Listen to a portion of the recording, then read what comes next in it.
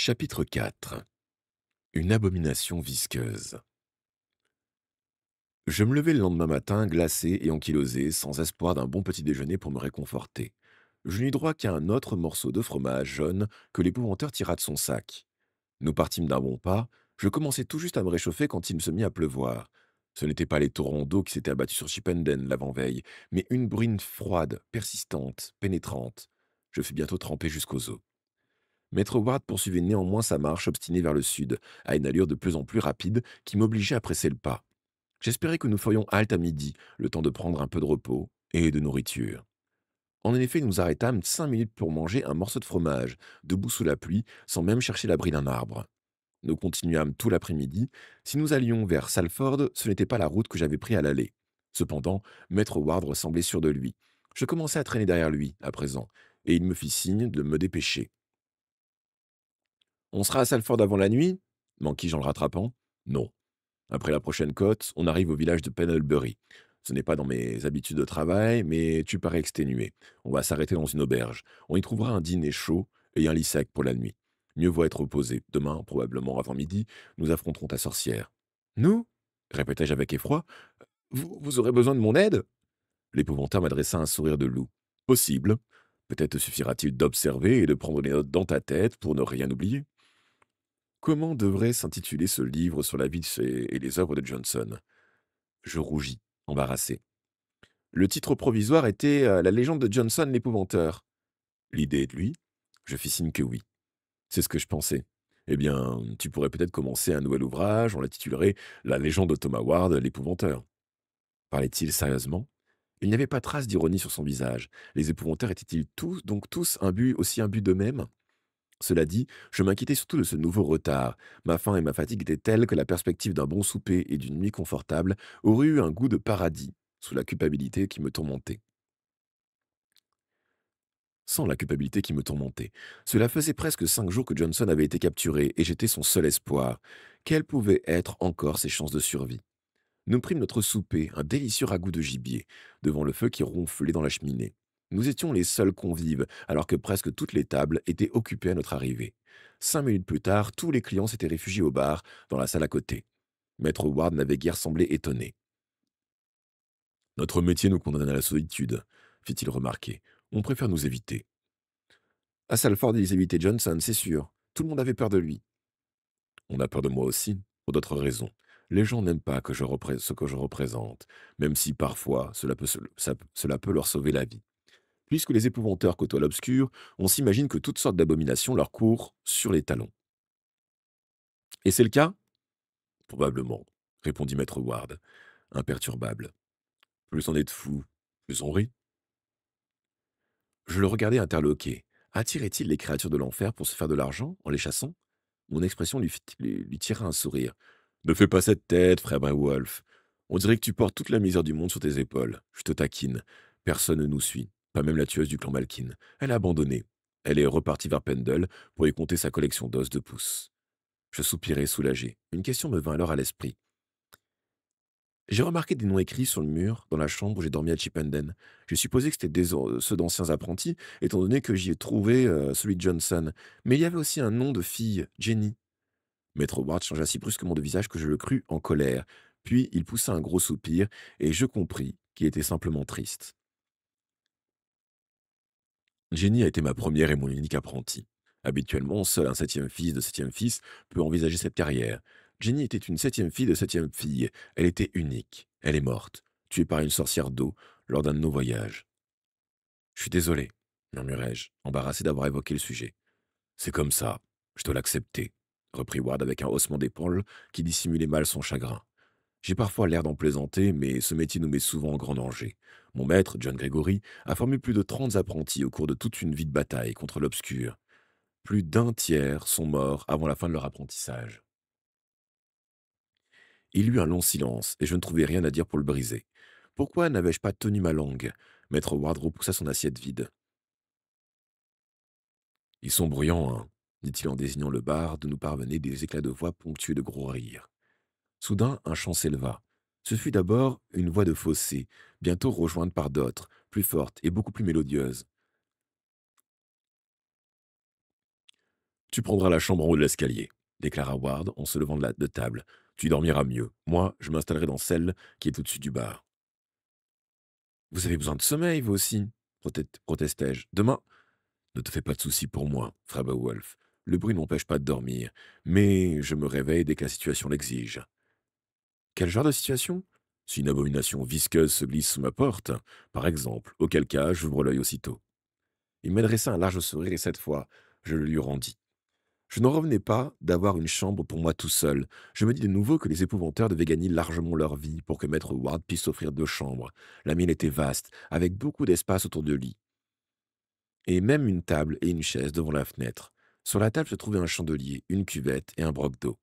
En dépit du froid, je versai de l'eau dans la cuvette et me lavai tout entier en frissonnant. Frère Alsal nous enseignait que la propreté nous rapprochait du divin. Après quoi, je m'agenouillai au pied du lit et adressai une brève prière à Saint Gilles, lui demandant de me préserver de mes terreurs nocturnes. Bien qu'ayant décidé de plus être moine, j'avais gardé foi en l'intercession des saints.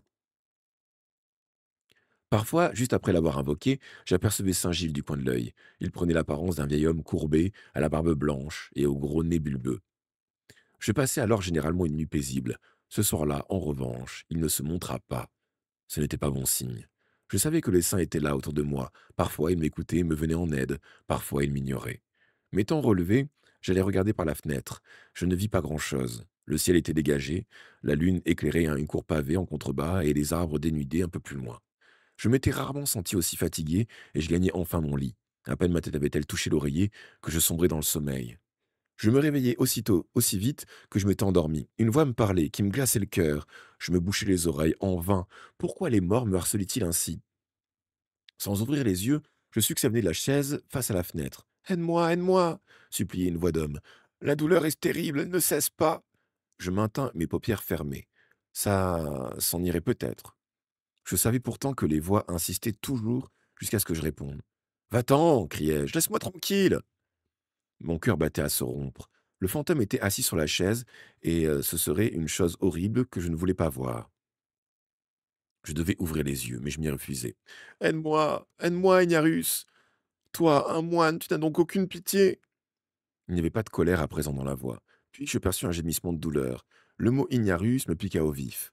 Frère Alzal m'avait souvent traité ainsi pendant les premières semaines de mon noviciat, alors que je m'adaptais difficilement à la vie du monastère. Je n'étais ni ignorant ni stupide, et je travaillais dur mon latin pour le prouver. Frère Alzal me l'appelait plus ainsi ces derniers temps, mais je n'avais pas oublié le braiement de sa grosse voix qui faisait naître des sourires sur les visages des autres jeunes moines. Ils avaient pourtant sûrement apporté la même chose à leur début. Ignarus. C'est la colère provoquée par cette insulte qui me fit ouvrir les yeux. Quelqu'un était bien assis sur la chaise. Frère Alzal nous avait appris que le purgatoire est le lieu où vont les âmes pour y être purifiées. Elles y endurent de grandes douleurs avant d'être admises dans le royaume céleste. Je ne croyais pas au purgatoire, mais je croyais à l'enfer. J'avais eu la preuve de son existence. Je savais aussi que bien des âmes souffraient parce que leur mort avait été horrible. Elles revivaient ces souffrances indéfiniment, jusqu'à ce que je sois capable, parfois, de les délivrer. Ce spectre-là était enchaîné. On lui avait, semblait-il, tranché la gorge d'une oreille à l'autre, ce que je ne tentais pas de vérifier de près. Je m'agenouillai devant ce pauvre esprit, tourmenté et pria à haute voix. Je frissonnais de peur autant que de dégoût, mais je devais le faire. Je commençais toujours par le psaume 129, le De Profundis. J'en avais essayé plusieurs et celui-ci paraissait toujours le plus efficace. Habituellement, quelqu'un finissait par répondre. Des profondeurs, je crie vers toi, Seigneur. Écoute mon appel, que ton oreille se fasse attentive au cri de ma prière. Rien ne se passa, les gémissements ne firent qu'augmenter. Cette âme semblait au désespoir. Je passai donc à une autre prière qui donnait souvent de bons résultats. Ô Seigneur, donne-lui le repos éternel. Toujours rien. Il ne me restait qu'une chose à tenter. Je me prosternai et commençai à me frapper rythmiquement le front contre le sol. Parfois, m'infliger une douleur semblait diminuer celle de ces âmes et en peine et leur permettait de s'en aller. C'est ce que je pensais sans en être tout à fait sûr. À chaque choc de ma tête sur le plancher, je criais Venez-lui en aide. Au bout de quelques minutes, il y eut un changement soudain. Les plaintes se turent et l'âme lâcha une exclamation de surprise. Levant les yeux, je vis que le spectre émettait une vive lumière. La douleur et l'horreur s'étaient effacées de son visage, remplacées par une expression d'extase. La vision s'effaça lentement. J'avais réussi. L'âme était partie. Je me mis alors à trembler d'effroi, car ce n'était que le début. Je dis que mes cauchemars avaient empiré depuis mon entrée au monastère. Ce n'était qu'une partie de la vérité. Depuis le début de mon noviciat, j'ai été visité par un démon. Cela durait depuis presque 10 mois à présent, et j'en étais terriblement éprouvé. Il m'apparaissait habituellement la nuit, chaque fois que j'avais aidé une âme en souffrance. Cela me prouvait l'existence de l'enfer, car le démon savait ce que j'avais fait. Je lui avais arraché une âme, et j'allais en payer le prix. Le froid et l'obscurité envahirent la chambre. Je levai les yeux vers l'objet de ma terreur. Mes pommes transpiraient, le cœur me battait à en éclater. Le plafond émettait cette lueur d'un jaune maladif que je connaissais bien, sur lequel se dessinaient des ombres mouvantes. Elles rassemblaient d'abord à celles des branches que l'hiver a dénudées, projetées par la lumière de la lune et agitées par le vent. Puis, elles prenaient peu à peu une apparence vaguement humaine. C'était l'étrange silhouette du démon. Fait de bouts de bois entrelacés, elle n'avait pas de visage. «Retire-toi, démon, laisse-moi en paix!» criai-je, sachant pourtant que ça ne servira à rien. Le démon émit un rire sans joie, qui raillait mes pauvres ordres. «Ce n'est pas ainsi que l'on traite un humain», poursuivit-il de sa voix rauque et profonde.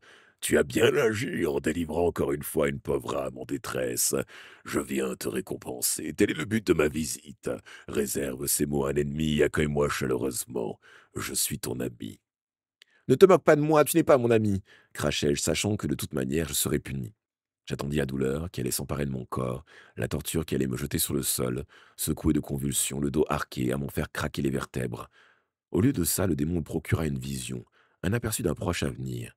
Je traversai une prairie marchant dans l'herbe haute auprès de maître Ward. 2 cavaliers venaient vers nous. Le plus vieux était apparemment un propriétaire terrien. Le plus jeune portait l'uniforme rouge d'un capitaine du comté. Un troisième homme était à pied, un costaud, au nez cassé et à l'air agressif. Ils nous forcèrent à nous arrêter. Il y eut une lutte brève, puis je vis maître Ward s'effondrer, un poignard à travers du corps. Un flot de sang jaillit de la blessure, et je vomis dans l'herbe tandis que l'épouvanteur agonisait avec d'horribles soubresauts.